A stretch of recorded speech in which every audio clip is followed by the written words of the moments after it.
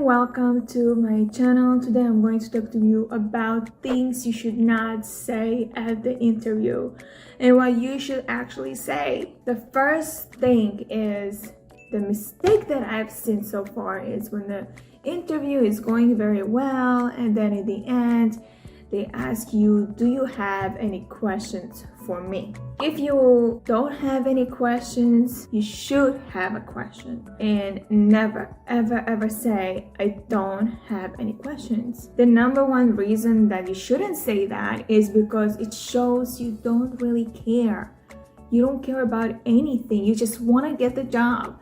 And they actually want to hire someone who cares, someone who is competent, someone who wants to know or curious to know about the job. Honestly, if you say I don't have any questions, that's already a red flag in their minds. So what do you do in this situation when you don't really have questions and you don't want to look lazy and you want to show you are prepared? I have 200 questions for you to choose and ask, and you can just pick one even question. It doesn't have to be all of the questions.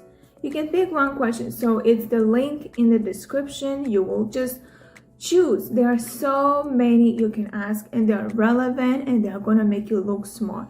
I also have a video over here discussing about 4 questions you should ask at the end of the interview. Even though you don't have any questions, you should really start with one. Now, if you like it so far and you are curious to know what else you can do, what else you can say instead, stick around for more. The second thing that I've realized is when people are really feel not happy with their job, they feel very bad, or they just feel like, okay, you know what, I'm gonna say bad things about my last job in order for them to feel sorry for me and get the job. That mindset is really wrong. Is really wrong. You really cannot think that if you badmouth your other job, you badmouth your colleagues, you badmouth your boss, I really don't care, and nobody else cares what you went through with your boss or with your other job. You have to show you're moving on with your life. You are capable of still seeing the positivity with your other job. I know you want to show you are going to be a good worker, and whatever was happening with your old job is because of them. It's their fault. It's their problem. Nobody really cares about this. So you really have to say the good things. So let's say you get a question such as, name a situation when you dealt with a difficult person. You shouldn't say because the job was toxic. What you should say instead is, I have learned everything there is to learn in this role. I am growth oriented, and that's why I'm interested in your opportunity. This sounds more positive. This sounds more professional. This sounds you are resilient and you are capable of saying good things even about their company when you're going to be employed for a long time. Also, the third thing is what people are doing is at the end of the interview, a lot of times it happens at the end of the interview, before you leave, right, and you ask, how did I do in this interview? I did mention in my video right here about the 4 questions you should ask. It's actually one way of asking is, what is it that you are looking in the candidate to fill this position? And then number 2 would be, do you see these qualities in me? That's another way of saying, how do I do? But it has to be as a second question. It cannot be on the first question. It has to be on the second question. First, you're asking them, what are they looking? Then you're asking them, do you see that in me? And then the other 2 questions you ask later. But this is how you present it. And also, when you ask, how do I do? It sounds like you're always looking for instant feedback. Not many have the time to actually pay attention to you when they have 300 other employees to take care of. So don't jump into it like this. Another way you can say, like when I said that, what is it that you're looking for in the candidate and do you see that in me? Another way of saying it, what is the next step after this interview? What do we do now? Should I wait for your call? Should I sign up an application? Like, what is the next step? They should be able to tell you. Number 4, when the recruiter is asking you, why should we hire you? You should really not say this is my next stepping stone. It's gonna look so good on my resume. This is my dream job. Even though it's true, it shouldn't be presented like that. So instead you say, what is the growth opportunity in this role? Even though this is your dream job, even though this is gonna look so good on your resume, you sound like you care. You want to know in the long run, what is the growth opportunity in this role? It really shows that you are the person who is really serious about the job. It's not only thinking about themselves, but also thinking about the future role. So that shows you're ambitious. That shows you are interested to grow in your role. So that's a good sign. That's a good sign to show it like that. Number 5. So a lot of times I've been trained when I was 19 years old, maybe fresh from high school, not to talk about salary. Now, this have changed and you could talk about salary, but it still didn't change when you are not supposed to talk about benefits, time off, sick days. You shouldn't talk about this, especially at the interview.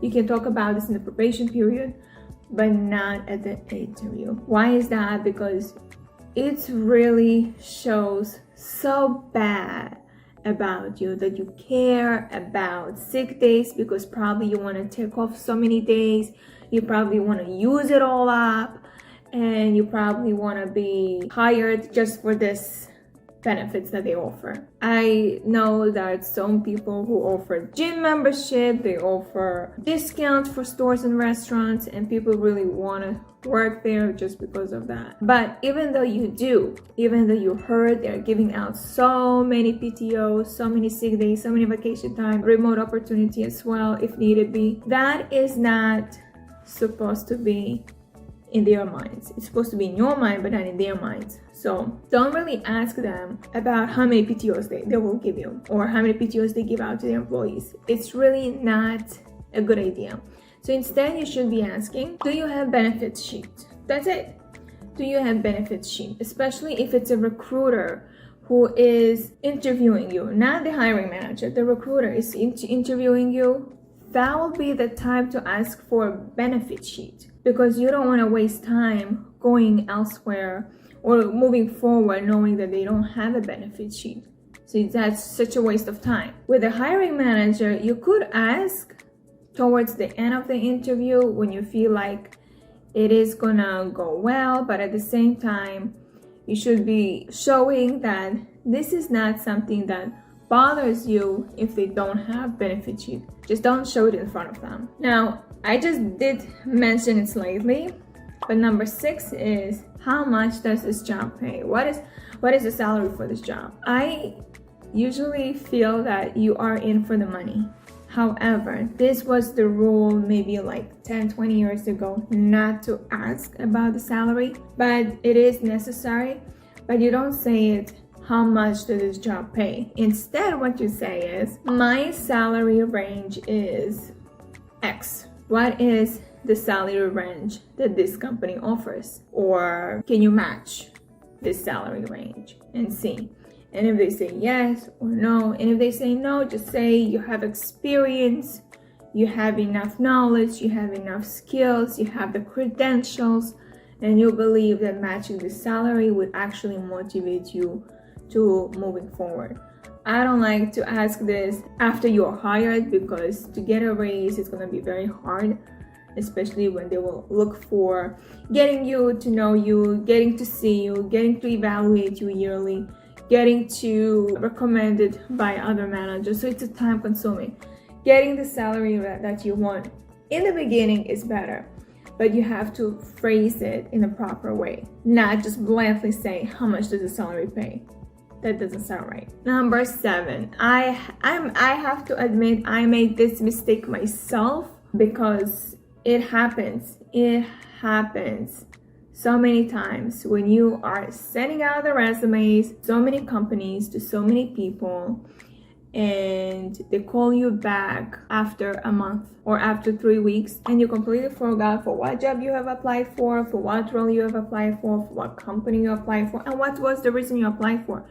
You forgot. So I got a phone call that I am scheduled for an interview, and I asked for what position, and they told me a manager position. They told me I applied for a teaching position, but then they, based on my credentials that they saw on the resume, they would like to interview me for a manager position. Now, that was the secretary who told me about this. Now, after we are doing a phone call for an interview at the scheduled time, I've been interviewed not for the manager position, I've been interviewed for the teaching position. So all my answers were about leadership. So there was nothing about teaching. So that was kind of like a turn off, because the hiring manager was kind of like, didn't understand what am I talking about, what am I interviewed for, and then she's like, okay, so we'll be in touch.